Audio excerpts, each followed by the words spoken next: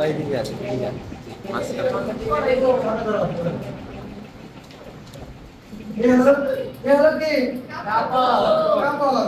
কাপড়ে ময়লা লাগে না?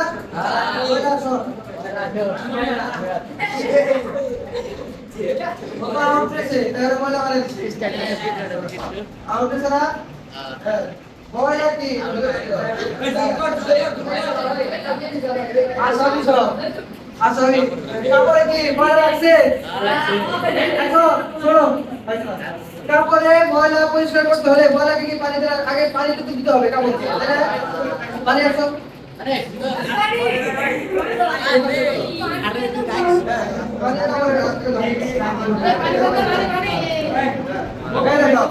তাহলে এখন কি কাপড়ে দেখো কাপড়ে ময়লা লাগছে কাপড়ে ময়লা লাগছে তাহলে কাপড়ের ময়লা একসাথে ওদের কি পানিতে রাখছে।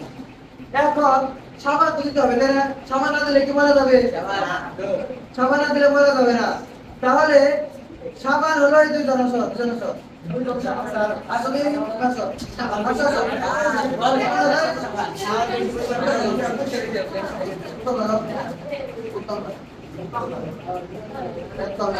ব্যক্তিরও আসি না কি জানলা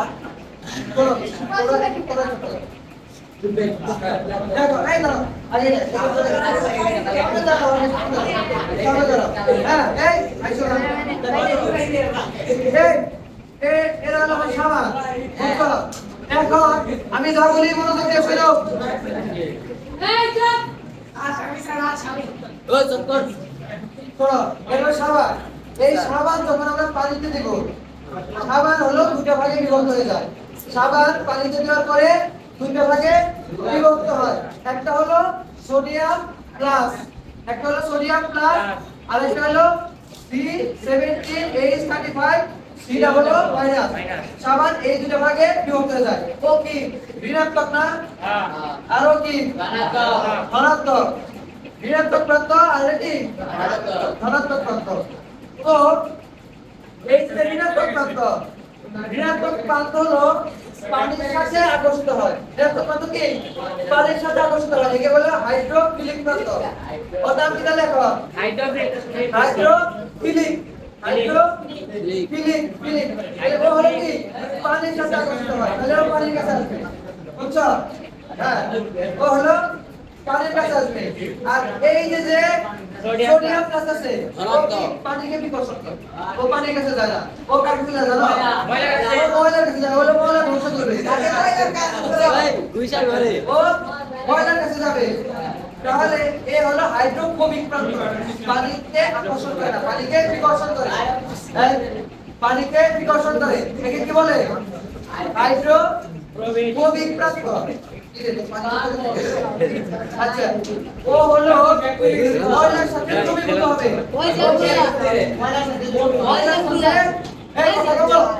ময়লার সাথে দ্রবীভূত হবে, বুঝতে পারছো?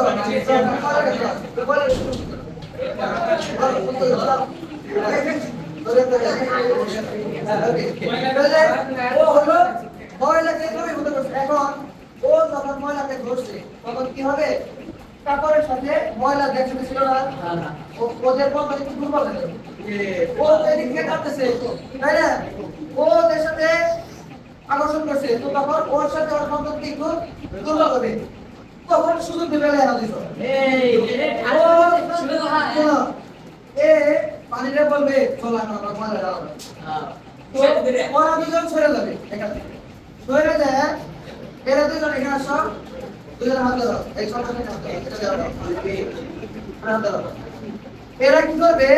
এই কাপড় আর ময়লাকে আলাদা করার জন্য এটা একটা বলয় তৈরি করবে। বুঝছো? দিব ধাক্কা।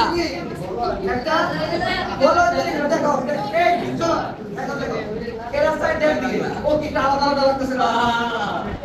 আলাদা লাগতেছে না? এখন আমরা তো সাবান লাগাই, সাবানের উপর ঘষা দেই না। এখন যদি এখানে একটা ঘষা দেই তাহলে যে ময়লা আলাদা হয়ে গেল না? ময়লা আলাদা হয়ে গেছে, কাপড় পরিষ্কার হয়ে গেছে না? ঠিক আছে? এইভাবে সাবান কাপড় পরিষ্কার করে, বুঝতে পারছো? এই বল দাও দাও